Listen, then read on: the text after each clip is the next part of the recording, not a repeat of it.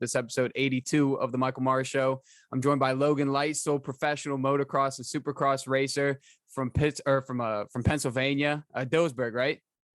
Yeah, Dillsburg, Pennsylvania. Yep. Dillsburg, Pennsylvania, man. I appreciate you coming on and doing this interview with me. I appreciate you hitting me up, and I'm glad to come on and do the show. Yeah, of course, man. And all right, first topic that I got is you earned your Supercross license through the Futures program and debuted in Daytona about like a year and a half ago. Can you just tell us what the process was like becoming professional? Oh, wow. Dude, it was so gnarly. I remember like trying to go through that whole process. Like there were so many of us trying to get our license because it was like the first or second year that they did that program of Supercross Futures. And I remember the first race I didn't even make the main, didn't even score points, nothing. So it took me like another year until I finally started like getting good enough to even make the main event shows for Futures. And that whole process was so freaking hectic. Like I remember like going up to the gate and there's like 80 of us like signed up. They were all in staging. They all have us all split up into like divisions, and there's like 4 spots available to like get your points. And I remember, I don't know how I did it. I clutched up. I did the 2 races and I got 4th in both those the first like races to get to the main event. And then once you get to the main event, you pretty much got your points. You're automatically guaranteed points because they took like top 22 out of like 90. So getting that license was one of the hardest things I've ever done because it was so freaking packed. And then going into pro, I mean, it was hectic, but the future process was hard. So do they just take like whoever scores the most amount of points, like the top 22, or is it just if you get a certain score, then you become professional? So the way it works is it goes off of like that one event, like that one race. So you basically, everyone signs up for this race. They cap it at like 90. And then you have to do a heat race, an LCQ, and then a main. And they put us all into like heat races. And I think everyone on the gate, there's like 20 in each race. So they do like 20, 20, 20, whatever it is to equal out to like 90 people so everyone can race. And then out of those races, they take like 4. And then out of the LCQ, they take like 2 to make 22 people in the main event. And in that main event, whoever makes it to the main event gets their points. But that's how it was when I raced. Nowadays, the future races only have like 17 people. Everyone gets their really points. It's so dude, it's so easy now. When I did it, everyone was doing it. All the up and coming pros and like even now like the factory guys, like we were all doing it at the same time. You know, I was in like the peak of like how hard it could be. But now, dude, it's so easy. So where was that race? Is it like from people around the country or mostly like just East Coast riders? No, it was in Tampa. We raced at the Buccaneer Stadium, and dude, it was packed. Dude, Raymond James? Like, yeah, Raymond James. Dude, that stadium was awesome. Yeah, that's sick. So was that your first time doing that race to become professional, or like what was that? What was that like? That was one of my first ones. I did one in the Colts Stadium a year before, and that was like just being in the stadium was like rad. Like I thought this was sick. And then so then I did that Futures race in Tampa, and that was the first time I ever had raced in a stadium like that. And it was pretty surreal. Like I ended up winning actually one of my classes that day, and I was like stoked. But now that I'm like full on professional, like I'm just got done my second year, it's like, wow. Like I'm racing in these stadiums every weekend. Like there was a couple rounds. I think it was St. Louis, the old Rams. No, Detroit Lions. Yeah, the Detroit Stadium. I like took a wrong turn while coming back from track walk, and I ended up in the Lions locker room. I don't know how I ended up there, but somehow I did. So it was like wild to me that like being a professional Supercross racer gives me so much access in these stadiums for these races. It's like, wow, like this is pretty epic. Would you say like is becoming professional like everything that you expected, or was there anything like once you turned pro, like damn, like I didn't see this coming, or was it kind of everything you thought? Yeah, it's pretty much everything I thought of. Like I pretty much was prepared, you know what I mean? Like I kind of knew what to expect. Like I knew that like once you turn pro, it wasn't going to be like, you know, the glitz and the glam. Like you had to keep grinding. And the thing that sucks about our sport, and I wish like, I wish that our sport kind of got more recognition. Like we don't get nearly paid as much as we should. But I mean, if you're good at marketing and good at marketing yourself and sponsors, you can make good money racing. But it sucks that like the kids nowadays, they go pro and then they realize like, oh, I barely have enough money to live. And they're kind of like, yeah, I'm over it. So luckily for me, like I'm pretty good at being able to market sponsors and stuff. So I am able to make a living, but the kids coming up now, like they don't understand like how brutal the sport is when it comes to cost of everything. And then you realize you're only getting like half of that money, or maybe you're getting your money back at the races. It kind of sucks, but what's it like getting sponsors? Like, is that something you had throughout your amateur career and you kind of carried those same sponsors to your pro, or like, how do you market yourself? So basically, like, yeah, so coming up through, like, I was like a child prodigy when I was like 9, okay? And so it's kind of funny. I quit for like 5 years. Parents split up. Dirt bikes got taken away. Like, it was a whole mess. And so once I got back to racing, all those like old sponsors, I was like, hitting them up. And they're like, oh, sorry, dude. Like, you suck now. And I'm like, oh, all right. Like, all right, sweet. So I guess it was pretty difficult, dude. It took me a while. Like, man, I probably took me like 5 years until I got to the point again where I was like good to be able to like be like, hey, like, could I get like 30% off or like 20% off? But dude, I spent years emailing. That's all I did was email people. Like, I basically came to the conclusion to myself that like, no one's going to do this for me. I got to do it myself. So I just did everything. Like, I became my own truck driver, mechanic, racer. My dad obviously helps me out a ton, but oh my gosh, like, I just emailed everyone. So you compete in Supercross and Motocross. Do you have a preference on which one you prefer? Oh yeah, Supercross all the way. Yeah, no, I hate outdoors. I hate motocross. And honestly, like, I literally just got back from the track like 5 minutes ago from riding MX tonight. It's just such a grind, dude. Like, it's so gnarly. Like, the motos outdoors are 35 minutes. It's the summer. It's 110 degrees, 100 degrees. We're dying out there. And the pay in outdoors is like, I think it's like 50% less than what we make in Supercross. So it's like, dude, why am I suffering for $300? Like, it makes no sense. Or like, I'm just throwing out numbers, but like $200, $300, $400, whatever it is. It's like, it's just not worth it at the end of the day. Yeah. So did you start out like in your amateur career, were you primarily Supercross? And then when you went pro, you kind of were like, I might as well do both? I was all motocross actually growing up. Supercross isn't really something you do until you turn pro, because there's no like events for it as an amateur other than the futures. Like, that is it. Like, that future event is all you have for Supercross. So you pretty much, the only way you can learn Supercross is by racing it, doing futures, or you have a lot of money and you can either build a track or ride in California. That's it. And I was reading that you started on 250s and then you worked your way up and transitioned to 450s. What was that process like? Was it kind of difficult for you, or did you like get a hang of it pretty quick? So it was pretty like, so for me, like, I mean, kind of growing up, I always kind of rode both because I'm a pretty big dude. Like, I'm 6'2", 6'3", like 200 pounds. So like, riding a 250 for me was always kind of hard because I would always like just not, like, I was already using all the power of the bike and not moving. Like, these kids that are 110, 115 were shredding me. And I'm like, dude, I can't do anything. So I moved up to a 450 pretty quick. So nowadays, I'm 21 now. So I'm able to like kind of go back and forth pretty easily. The only thing I haven't done yet is I haven't really rode a 450 on Supercross because I'm genuinely scared. Like, the 450 is so much power and I just don't think I can handle it. Like, I'm actually scared. So for people that don't know, like, what is your bike? Like, when you're racing, what brand do you use and everything like that? Kawasaki 250 and 450. Supercross, mainly 250.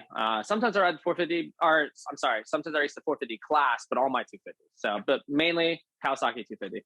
And is that the one behind you? Is that the one you were riding tonight? That's actually, so this is the 450. This is my outdoor bike. My Supercross bike's a 250, and then this is my outdoor summer bike. Is a 450. So that's the one I've been riding. Sweet, dude. I need to get. I want to get a motor or a dirt bike so badly. I mean, I've never had one, but I got a friend and we were visiting up in Winchester a couple weeks ago, and we were just riding this pit bike. And dude, I mean, it's so sick. Yeah, it's a blast. I mean, yeah, I'm definitely grateful for the life I live. I get to travel the world racing dirt bikes. I mean, what else can I ask for? Do you ever ride quads at all too?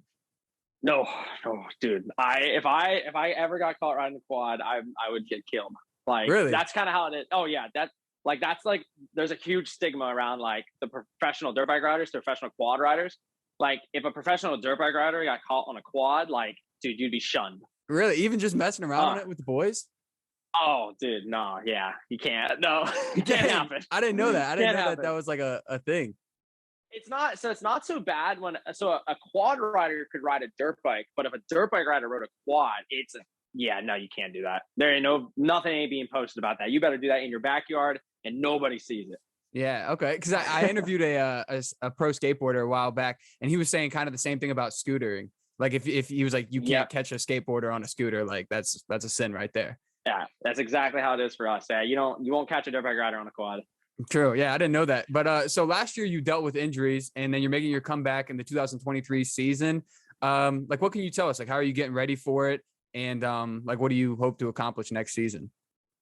So basically, yeah, I last season sucked. I tore my shoulder, got hurt a lot, and then this season, same thing, was just sick. So for now, I kind of just powered through Supercross this year, and I'm basically, I guess this summer, I'm kind of in the stage where I'm doing enough to stay in shape, and I'm constantly improving my fitness and speed. But I'm not like going all out right now. Like, it's only, what month are we in? June? Yeah, July. Yeah, about to be July. Yeah. Yeah, about to be July, and Supercross starts in January. So I still have quite a bit of ways until I need to like burn myself out, essentially. So I'm basically just kind of like slowly, I'm cycling, going to the gym, riding, like keep myself in shape. And then next season, I'd say probably around like maybe like October-ish. That's when I'll really start grinding and getting ready for 23. And 23 is big for me. It's kind of a make or break year. We need to show out. Nice. Yeah. And what are some things like, what are some workouts and stuff that you do to, prepare yourself? A lot of it's cardio. I do a lot of cardio. Like right now, I'm not like really like, I would say like grinding, you know what I mean? I would say cycling. Our dirt bikers, we cycle all the time. Like that is like, we're basically motocrossers, by day or at night, depending on Supercross, whatever, and cyclists in the morning or in the evenings. Like that's exactly what we are.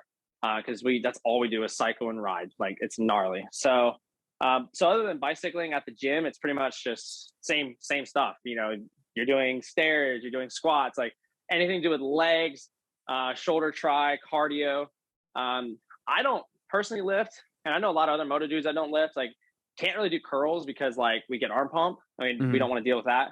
But yeah, a lot of it, honestly, it's really just cardio.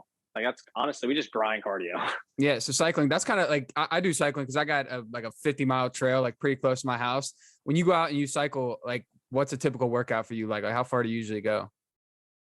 I'd say I'm always probably around an hour. So like I try to, depending on like the trail. So if it's flat, I'd say I'm usually around like 20 miles, like 20-ish miles. But the path or like the road that I have, like right where I live, I think it's only like 15 miles until like, it's like a busy highway and I'm not going on the highway. So I'd say like, it's about like an hour-ish. It's pretty like hilly, dude. Like that's it's good work like though. Nonstop. Yeah, no, we're just grinding, but I'd say about an hour and a half. But like before the season starts, like your minimum rides like at least an hour and a half to 2 hours. So I also was reading last year when you were dealing with the injuries, you kind of considered retirement, but I mean, I'm happy that you ultimately came out and everything like that. What are like, how did you revamp your motivation to get back out on the track next season? Dude, honestly, probably my dad. Like dude, last season sucked. Like I was so out, like done with it. Like I just like from like a mental standpoint, I was so like over it. You know what I mean? Like I just was drained. I just didn't have any like motivation to like want to ride anymore. Like I just didn't want to do it anymore. And because I just gotten hurt, like lost all my money, like because I got hurt. And I was like, dude, like this is dumb. Like, and I just I just didn't have it anymore. And honestly, like my dad was like the one that was like, dude, you're not retiring. Like you're not even 21 yet. Because I just turned 21 in November, but before that, I wasn't 21 yet. And he's like, you gotta like at least try. Like you gotta keep going, just get through it. And dude, like there was some dark days. Like don't get me wrong. This whole year, dude, was like bad. Like up until holy crap, like probably up until like April, like it was just a struggle. Like I just sucked like all year. Like I just constantly, I'm like, and it made me question myself nonstop. Like, why am I doing this? But I was like, well, I need to make money. So I was at the point where I'm just trying to make money. And then all of a sudden, dude, like last 2 rounds, I started like riding really good. And then that fire kind of came back. And then, yeah, man, I picked up this bike, 450, and I started riding outdoors. I'm like, wow, I'm kind of shredded. Yeah. And I just like started going back to the gym, and it's all kind of naturally came back. And so we'll see. I mean, this weekend is a pretty big race for me. So we'll kind of see where we're at. That's cool, man. I mean, sometimes you need that break. Like sometimes you need like those 3 to 4 months off to kind of like regroup yourself. And it's nice to hear that you have, your dad and good people around you to, bring you back and, motivate you.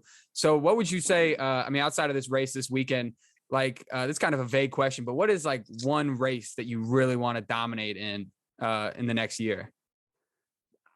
That's tough, dude, because we race a series. So it's really tough to pick one.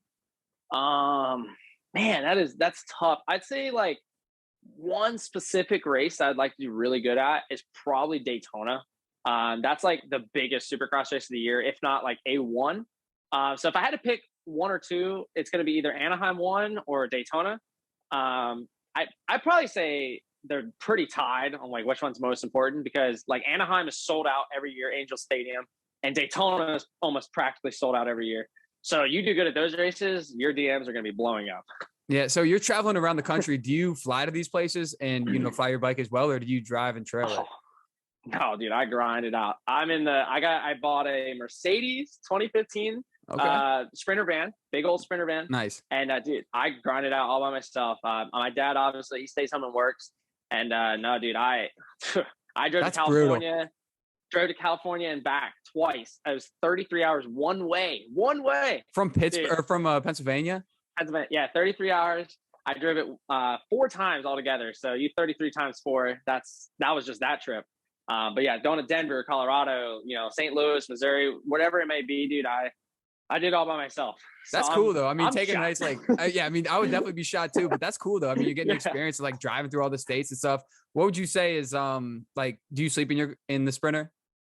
If I have to, I have a bed set up back there. Like it's nice. Like I don't like, not like, how would you say it? It's not like dirty about it. Like I keep everything pretty like organized, clean. Like, so I have a nice little bed back there, but only if I need to. Like if I'm like just dead driving, like I sleep in there when I'm like got to pull over at a truck stop type deal. But that's about it. But for the most part, I usually get a hotel the night before the race, just so like I'm like I feel ready and clean and like take a shower, nice and refreshed. So tell me if I'm wrong, but so I would assume like going towards the race and, you're driving from Pennsylvania to California, you're dialed in and you're just focused on the race. But after when you're coming back, if you do well in the competition, do you kind of like, take a more scenic route home and, stop and like enjoy it all? Or are you just like, I just want to get back home and just rest? No, dude, it's grind. Like, so usually the way it works, I don't even come home. Like I basically, because when the season starts, like all the races are literally the next weekend. So when I'm out in California, the first 6 rounds are literally like California, Arizona, California. So like you're literally just stuck out there. So I'm just grinding back and forth in between races, and I'll stay at like a buddy's house in California. And then once it goes East Coast, it makes it a little bit easier. Then like if they're in Florida or like Missouri, like I can kind of drive back home. I mean, it's like 10, 11 hours, but dude, at that point, I might as well just go home. Like it's not that big of a deal. It's I can do that in a day. Like 10, 11 hours at this point is nothing.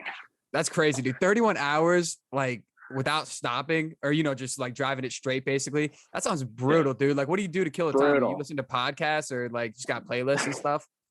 Dude, I gotta be honest. Like there's been some trips where I like look up at the road. Like I literally look at my phone and look up at the road and I'm like, how did I get here? Yeah. I'm in Kansas. Like, dude, like I honestly, like, I don't even know. Like I download movies. Like when I'm driving, dude, I'm so like either on my phone or watching something that, well, like, I don't know. I've done it so much, dude. I'm so like I guess it would be like, I'm good at driving. You know what I mean? Like I'm so aware of like everything going on that like, I'm pretty like, and I'm not like, I don't want to sound like a bad person driving here. Like I've never had an issue, but when it's midnight and you're in Kansas and there's nothing around you, I'm going to watch a damn movie. So, yeah, I mean, you got to do what you can. I mean, also, like you said, no one's on the road, but yeah, this might sound bad as well. But like sometimes when I'm going long distance, like I'll space out and then like, obviously I'm conscious that I'm driving, but like an hour will go by before I realize like, dude, like I don't even like remember making half these turns or like these exits I know, stuff. Yeah. It's like, honestly, I have no like recollection of driving. I'm so like zoned out listening to a pod or something like that. Yeah. But another topic that I got are like, who are some of your like favorite riders that you watched growing up and everything like that? I think so. Chad Reed was probably my favorite growing up as a kid. I always like idolized him. Like I was like such a big Chad Reed fan. But honestly, like nowadays, like it's funny, but like I race against these dude and I like still look up to them because they're just so gnarly on a dirt bike. But like, dude, like Chase Sexton is like so freaking good on a dirt bike. Like I watch him and it makes me mad because I'm like, how is he so good?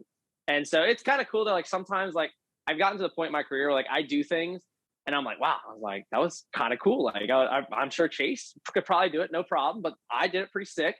And so, but like, I just look up to those dudes still, like even to this day, like Tomac, Rocks and those guys, like they're literally my idols. Like I've watched them for like the last 10 years and now I'm racing them. So it's pretty cool. Yeah, that's crazy. So when you were on your first pro gate in Daytona or like any race after that, was there kind of a moment that hit you before you started the race where I was like, yo, like I'm racing against these guys that I used to look up to? Was there anything like that hit you?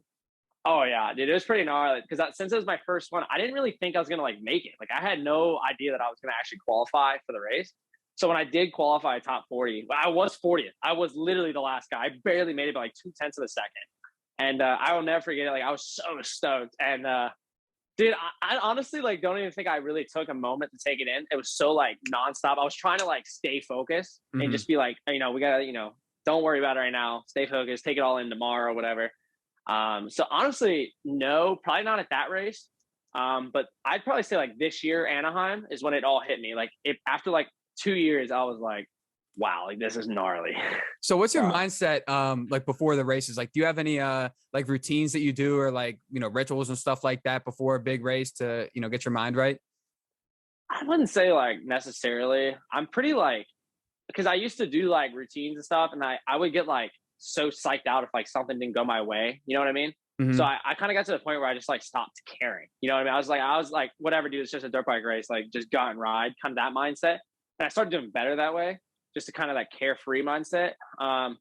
Really the only thing I do every time is I have this really weird thing where I always do like a prayer. And then I give the guy to I think it's my left. I give the guy to my left a fist bump, not my right, just my left.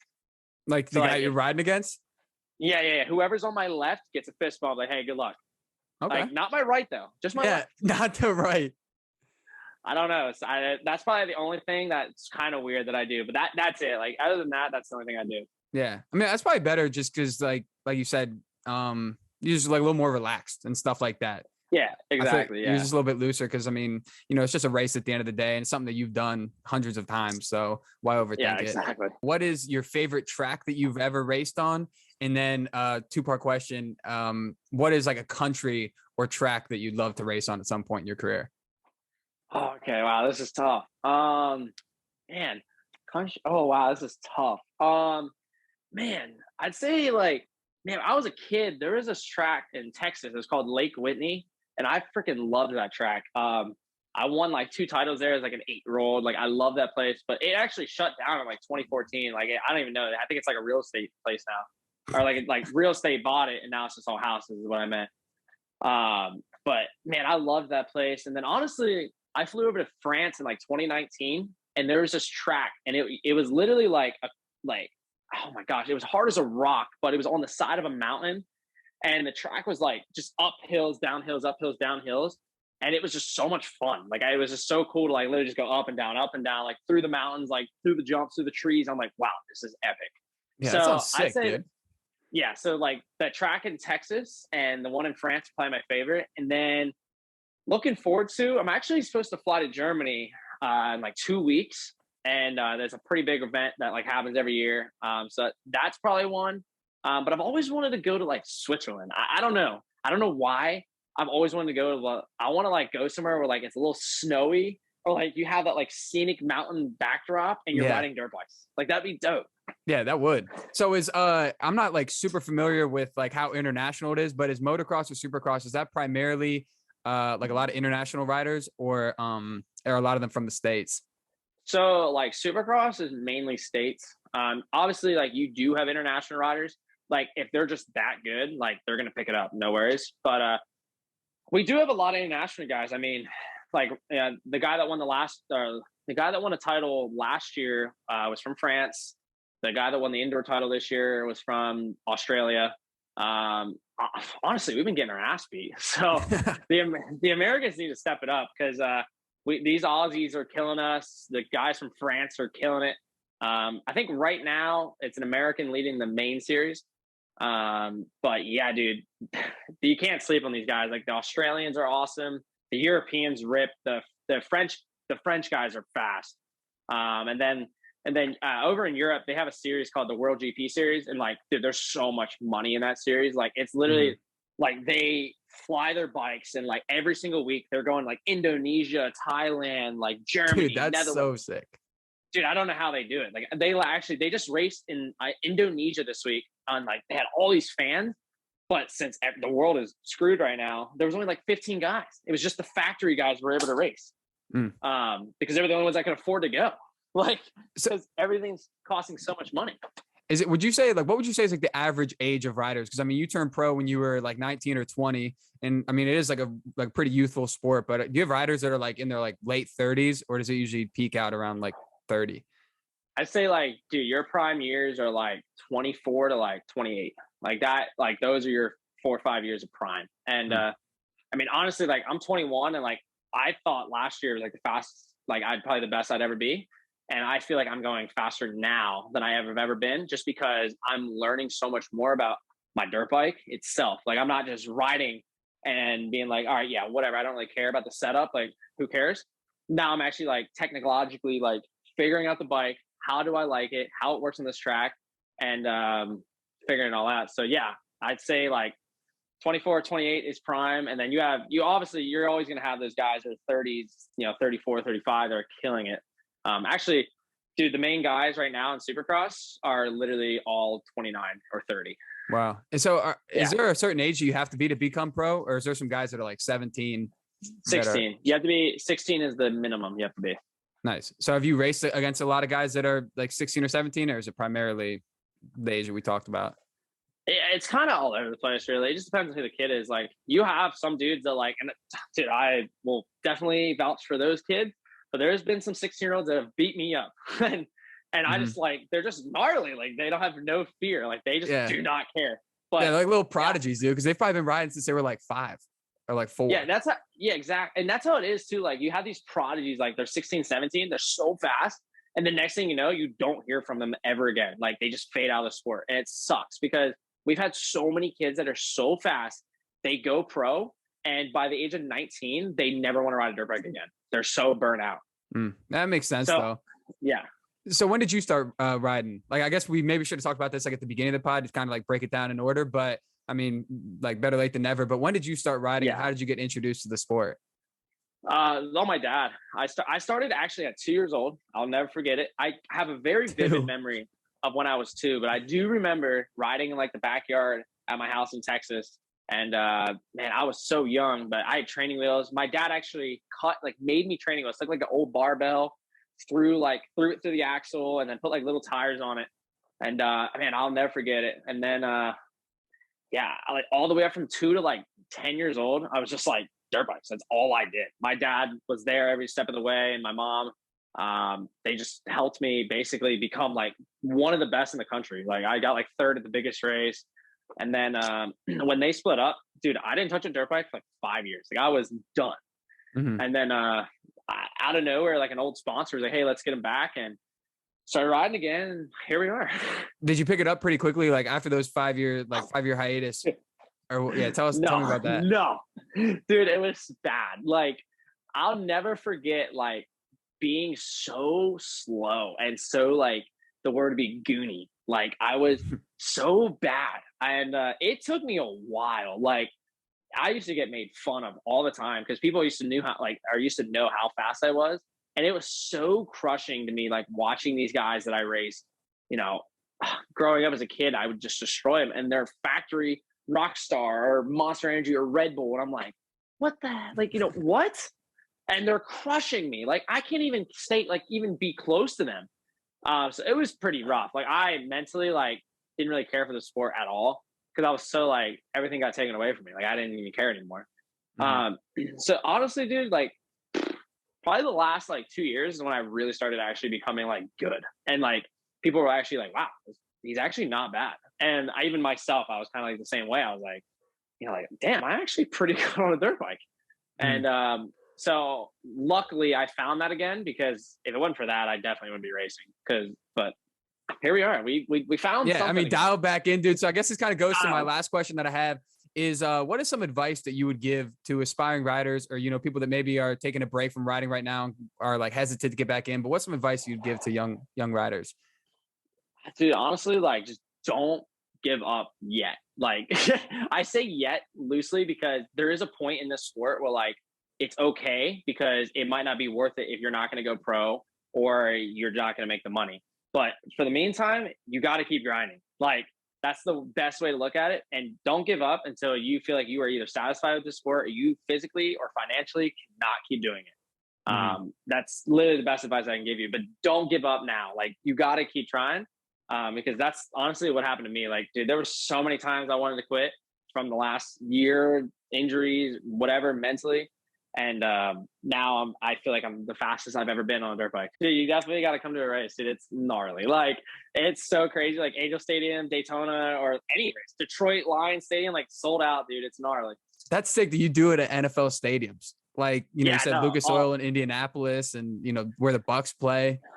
Yeah, I think the coolest, like, probably the coolest stadium was the Bucks. Like, dude, that stadium was so sick. But, like, I got so, like, down into, like, Detroit Lions, the stadium.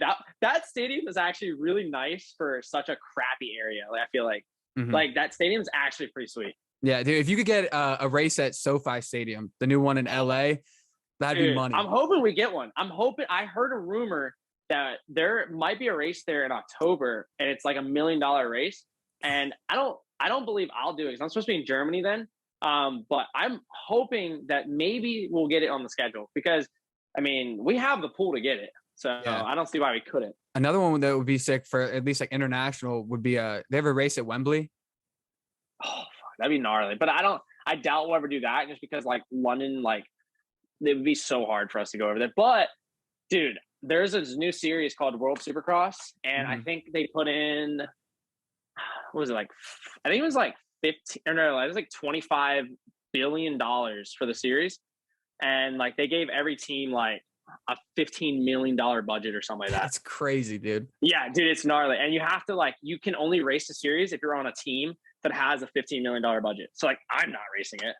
I'm not, like, this is all, like, gnarly, like pro guys, or like overseas dudes. Like, it's all, hey, man, like, but if you dominate this next season, I mean, we got big aspirations, dude. I mean, you're 21 and you said you don't hit your prime until 24 to like 28 or 27. Hey, we're just gonna keep going, boss. Like, just keep doing what I can. That's what I'm saying, dude. Dial in, and that'll be you know, riding around on the $15 million budget team. That'd be sweet. Yeah. Hey, guys, everyone that's listening or watching, please scroll down below. Check out Logan on Instagram at Logan_Leitzel. I'll have the description, or, you know, the link below in the description. If you're watching on YouTube, please like, comment, and subscribe. If you're listening on any audio platform, please rate 5 stars. Logan, dude, I really appreciate you joining me for this podcast, bro. Yeah, man, it was sweet. I appreciate you having me.